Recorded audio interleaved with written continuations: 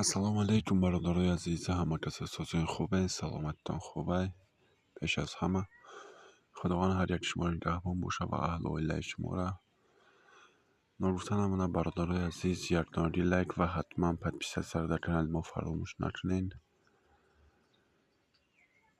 امروز کورس ما در همه بانک های تاجیکستان، یعنی 1000 روبل 122 سامان در بانک ملی تاجیکستان، بانک از خط 1000 روبل 122، اولین بانک مالیوی خود 1000 روبل 123، گازپروم بانک 1000 روبل 122، سپتامین بانک 1000 روبل 122، دوشنبه سیتی 1000 روبل 122، هما 1000 روبل 122 و در فروش برادرای عزیز چقدر که ببینین 1000 روبل 124 سومای